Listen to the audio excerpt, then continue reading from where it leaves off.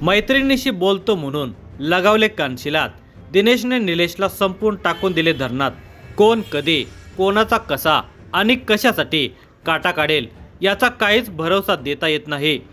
जळगाव जिल्ह्यातील घडलेली घटना याचेच धक्कादायक उदाहरण आहे। निलेशच्या गावातील एका तरुणीवर एकतर्फी प्रेम होते, पण ती तरुणी नोकरीला लागली आणि कामानिमित्त तिला दिनेशच्या मोटारसायकलवरून फिरावे लागत होते। हे पाहून निलेशला राग आला आणि तिला घेऊन का फिरतोस असे विचारत दिनेशला मारहाण केली। त्यानंतर दिनेशने तिला सोबत नेणे बंद केले, पण निलेशने मारहाण केल्याचा राग मनात होता। त्याचा काटा काढण्यासाठी दिनेशने त्याच्याशी मैत्री केली आणि एक दिवस त्याचा जीव घेतला। या सगळ्या प्रकरणात मरणारा आणि मारणारा या दोघांनी काय मिळवले, कशासाठी हे सगळे केले या प्रश्नांना उत्तरेच नाहीत। पण एकाचे आयुष्य संपले आणि दुसरा मित्रासह तुरुंगात गेला हे मात्र नक्की। या दुर्दैवी घटनेचा सविस्तर वृत्तांत पुढे पाहण्या अगोदर जर तुम्ही या चॅनेलवर जर नवीन असाल तर प्लीज आपल्या ह्या मराठी चॅनेलला नक्की सबस्क्राईब करा। दिनेश चौधरी हा अवघा 21 वर्षाचा तरुण जळगाव तालुक्यातील शिरसोली या गावी राहत होता। शिरसोली येथील बारी समाज माध्यमिक महाविद्यालयात विद्येचे धडे घेऊन तो सज्ञान झाला होता। वयाची 20 ओलांडताच दिनेशला जामनेर तालुक्यातील एका वित्त संस्थेमध्ये फील्ड क्रिकेट असिस्टंट या पदावर नोकरी मिळाली। ग्राहकांना कर्ज देणाऱ्या वित्त संस्थेमध्ये दिनेशची नोकरी व्यवस्थित सुरू होती। दिनेश नोकरी करत असलेल्या वित्त संस्थेमध्ये काही दिवसांनी एक तरुणी कामाला लागली। दिनेश आणि ती तरुणी दोघे एकाच पदावर एकाच संस्थेमध्ये सोबतच काम करत होते। एक तरुण आणि एक तरुणी असे जोडीने ग्राहकांना माहिती देण्यासाठी फील्डवर जाण्याचा सध्या विविध कंपन्यांमध्ये ट्रेंड आलेला आहे। टवटवीत चेहऱ्याची आणि सुमधुर आवाजातील तरुणी कंपनीचे प्रमोशन करण्यासाठी अथवा माहिती देण्यासाठी समोर आली अथवा फोनवर बोलली म्हणजे बहुसंख्य ग्राहक जोडले जातात। ग्राहकांची ही मानसिकता हेरून तरुणींना नोकरीत प्राधान्य दिले जाते। सध्या अशा कपल अर्थात जोडीदार नोकरदारांचा जमाना आलेला आहे। दिनेश आणि ती तरुणी दोघेही तरुण होते। दिनेश तिला सिनियर होता, त्यामुळे फील्डची माहिती देण्यासाठी दिनेश तिला मोटारसायकलवर डबल सीट नेत असे। दोघे एकाच वयाचे असल्यामुळे साहजिकच दोघांचे विचार जुळण्यास वेळ लागला नाही। एकाच मोटारसायकलवर दोघे फील्डवर जात येत असल्यामुळे दोघांचा एकमेकांना स्पर्श होत असे। हसत खेळत दोघे सोबतीने नोकरी करत होते। ती तरुणी जामनेर येथील रहिवासी होती। तिच्या घराजवळ निलेश राजेंद्र कासार नावाचा तरुण राहत होता। एकाच परिसरामध्ये दोघे राहणारे असल्यामुळे निलेश त्या तरुणीला चांगल्या प्रकारे ओळखत होता। तिच्याबद्दल निलेशच्या मनामध्ये प्रेमाचा अंकुर फुलला। ती दिसली म्हणजे टीव्हीवरील जेठालाल प्रमाणे निलेशची कळी खुलत असे आणि त्याचा चेहरा प्रफुल्लित होत असे। ती दिसली म्हणजे त्याच्या रोमरोमामध्ये ऊर्जा आणि चैतन्य निर्माण होऊन त्याचा दिवस प्रसन्न जात असे। त्या तरुणीला आपल्याच तालुक्यातील खाजगी संस्थेमध्ये नोकरी मिळाल्याचे निलेशला समजले। ती कुठे नोकरीला जाते, काय काम करते, केव्हा परत येते याची निलेशने माहिती घेण्यास सुरुवात केली। तिच्याबद्दल त्याच्या मनामध्ये प्रेम भावना होते। आपल्या मनाच्या एका कप्प्यामध्ये त्याने तिच्यासाठी जागा तयार करून ठेवलेली होती। ती तरुणी दिनेश चौधरी या सहकार्यासोबत त्याच्या मोटारसायकलवर डबल सीट फिरत असल्याचे निलेशने पाहिले होते। दुसऱ्या तरुणासोबत ती हसत खिदळत फिरत असल्याचे बघून निलेशच्या मनाचा तिळपापड झाला। त्याच्या मनाची तार गिटारच्या तारेप्रमाणे तुटली। डर चित्रपटातील शाहरुख खान प्रमाणे निलेशच्या मनाची घालमेल करणारी अवस्था झाली। तो तिला आपली समजत होता। समोरचा दिनेश त्याला जणू काही डर चित्रपटातील सनी देओल प्रमाणे भासू लागला। ती माझी आहे, ती फक्त माझीच आहे असे निलेश मनाशी म्हणू लागला। दिनेश सोबत ती मोटारसायकलवर डबल सीट बसल्याचे बघून निलेशची झोप उडाली। ते दृश्य निलेशला अस्वस्थ करत होते। दिनेशऐवजी तिने आपल्यासोबत मोटारसायकलवर बसावे असे निलेशला वारंवार वाटत होते। ती निलेशसोबत मोटारसायकलवर डबल सीट बसल्याचे दृश्य वारंवार त्याच्या नजरेसमोर येत होते। तिला दिनेशसोबत डबल सीट बघून निलेशच्या मनाची घालमेल सुरू होते. आपल्याच परिसरामध्ये राहणाऱ्या त्या तरुणीचा दिनेशला वारंवार स्पर्श होत असल्याचा निलेशला भास होऊ लागल्यामुळे तो स्वतःवरच मनातल्या मनात चिडू लागला. तो अस्वस्थ झाला. या दिनेशचे काय करावे असा विचार त्याच्या मनामध्ये घोळू लागला. एके दिवशी तो दिनेशच्या पाळतीवर गेला. फील्डवरून ऑफिसमध्ये परत जाणाऱ्या दिनेशला निलेशने रस्त्यातच अडवले. तू माझी वाट का अडवली असा दिनेशने सवाल केला. तू तिच्यासोबत मोटारसायकलवर का फिरतोस असा प्रतिप्रश्न निलेशने विचारला. आणि काही कळण्याच्या आतच दिनेशच्या कानशिलात लगावली. तू मला का मारले असा दुसरा प्रश्न दिनेशने केला. यावेळीही काही कळण्याच्या आत निलेशने दिनेशला पुन्हा 2 वेळा कानशिलात लगावल्या.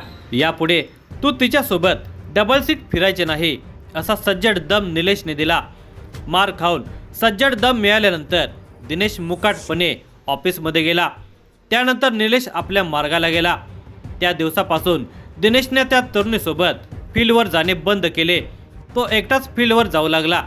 मात्र निलेशकडून मिळालेली थप्पड आणि त्याने दिलेला दम दिनेश विसरला नाही. हा सर्व घटनाक्रम त्याने त्याचा मित्र भूषण पाटील याला कथन केला. दरम्यानच्या कालावधीमध्ये दिनेशला दुसऱ्या एका संस्थेमध्ये रिकव्हरी ऑफिसर या पदावर चांगल्या पगाराची नोकरी मिळाल्यामुळे त्याने नव्या संस्थेमध्ये काम सुरू केले. मात्र तरी त्याचे त्या तरुणीसोबत काही ना काही निमित्ताने फोनवर बोलणे सुरूच होते. त्यानंतर 4च महिन्यात दिनेशला अजून दुसऱ्या संस्थेमध्ये चांगल्या पगाराची आणि नव्या पदाची ऑफर आल्यामुळे त्याने ती नोकरी सोडून नव्या संस्थेमध्ये काम सुरू केले. मात्र योगायोगाने अथवा दुर्दैवाने या संस्थेत निलेश कासार हाही कामाला होता. तरुणीसोबत मोटारसायकलवर फिरत असल्याच्या कारणावरून झालेला वाद आणि त्या वादातून मार देणारा आणि मार खाणारा दोघे एकाच ठिकाणी नोकरीवर असल्यामुळे भूतकाळात मार खाणारा दिनेश आता भविष्यात निलेशला मार देण्याचा विचार करू लागला. दिनेशने हा प्रकार आणि मनातील विचार पुन्हा एकदा त्याचा मित्र भूषण पाटील याच्या कानावर टाकला. निलेशकडून कानशिलात झालेली मारहाण आणि जिव्हारी लागलेला अपमान कसा भरून निघेल याचा विचार दिनेशला स्वस्थ बसू देत नव्हता. मित्र भूषण याच्या मदतीने निलेशचा गेम करण्याचा विचार दिनेश करत होता. निलेशचा काटा काढण्यासाठी दिनेशने शांत चित्ताने विचार करण्यास सुरुवात केली. काटा काढण्यासाठी दिनेशने निलेशसोबत मैत्रीचे जाळे फेकण्यास सुरुवात केली. दिनेशने त्याच्या मनातील योजनेचा निलेशला थांग पत्ता लागू दिला नाही. त्याच्यासोबत त्याने मैत्री वाढवली. या बनावट मैत्री दरम्यान निलेशच्या बँक खात्यात 20 ते 25 लाख रुपये असल्याचे दिनेशच्या लक्षात आले. निलेशचे जवळचे नातेवाईक पुणे येथे राहतात. त्या नातेवाईकांनी निलेशच्या काकांची शेती खरेदी केलेली होती. जवळपास 50 लाख रुपयांचा तो व्यवहार असल्याचे समजते. निलेशच्या काकांना शेतीच्या व्यवहाराची काही रक्कम निलेशच्या माध्यमातून दिली जात होते. त्या व्यवहारातील सुमारे 20 लाख रुपये त्यांनी निलेशच्या खात्यावर टाकून ठेवलेले होते. निलेश ज्यावेळी फोनपेच्या माध्यमातून किरकोळ व्यवहार करत होता त्यावेळी दिनेश ते बघत असे. त्यावेळी दिनेशच्या खात्यातील बॅलन्स रक्कम दिनेशच्या नजरेस पडत होते. निलेशच्या खात्यात लाखो रुपये शिल्लक असल्याची बाब दिनेशच्या लक्षात आली.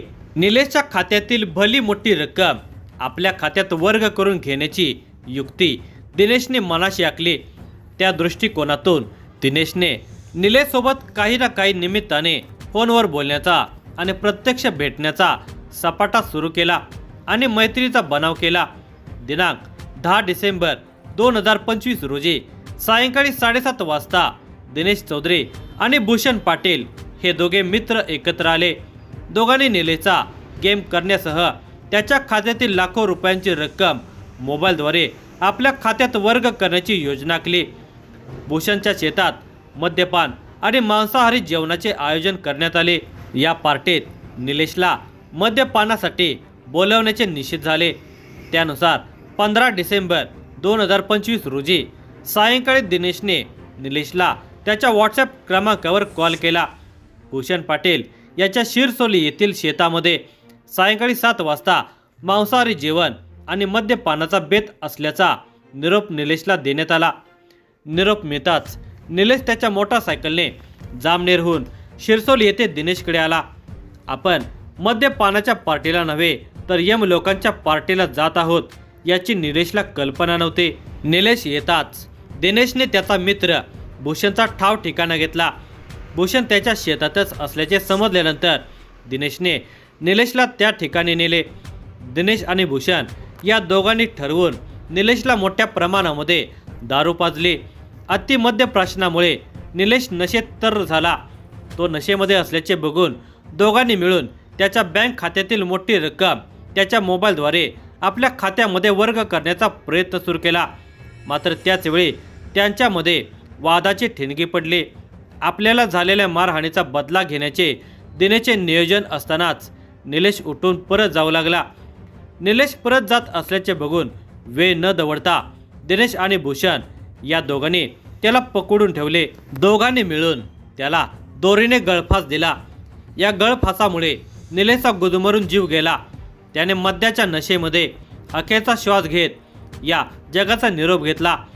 अशा प्रकारे मद्याच्या पार्टीसाठी आलेल्या निलेश कासार या तरुणाचा जीव गेला। आता निलेशच्या मृतदेहाचे करायचे काय हा प्रश्न दिनेश आणि भूषण या दोघा मित्रांना पडला।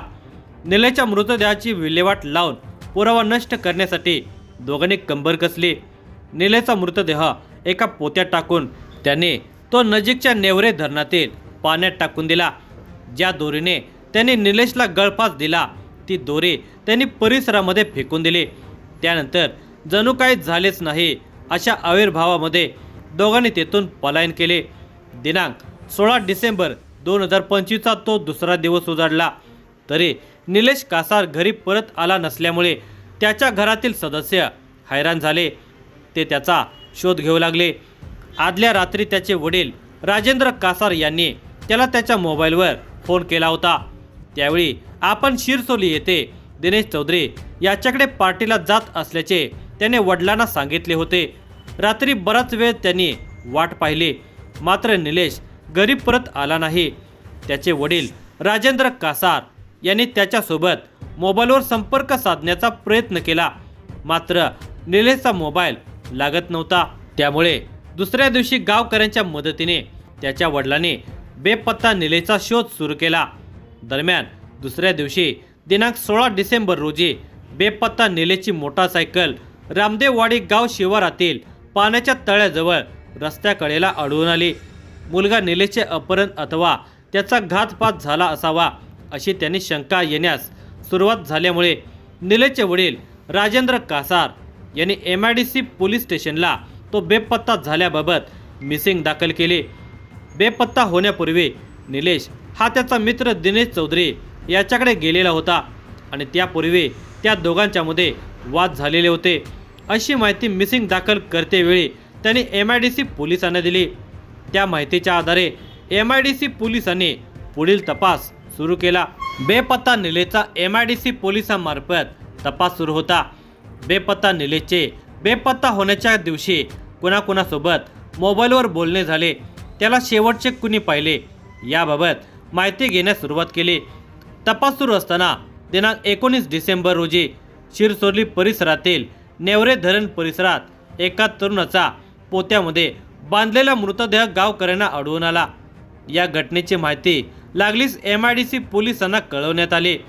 माहिती मिळताच MIDC पोलीस स्टेशनचे पोलीस निरीक्षक बबन आव्हाड यांच्या मार्गदर्शनाखाली सहाय्यक पोलीस निरीक्षक अनिल वाघ व त्यांच्या सहकाऱ्यांनी घटनास्थळ गाठले। हा मृतदेह कदाचित बेपत्ता निलेश कासार याचा असू शकतो अशी शंका पोलीस पथकाला आली। त्यांनी मिसिंग दाखल करणारे राजेंद्र कासार यांना याबाबत माहिती देत मृतदेहाची ओळख पटवण्यास बोलावले। जामनेर येथील रहिवासी राजेंद्र कासार यांनी त्यांचा भाऊ अनिल कासार याच्यासह लागलीच शिरसोली परिसरातील नेवरे धरण परिसर गाठले। घटनास्थळी सहाय्यक पोलीस निरीक्षक अनिल वाघ व त्यांचे सहकारी हजर होते। त्यांच्यासोबत संशयिताच्या रूपात दिनेश चौधरी व त्याचा मित्र भूषण पाटील हे दोघेही हजर होते। धरणाच्या पाण्यातील मृतदेहाचे तरंगणारे पोते बाहेर काढण्यात आले।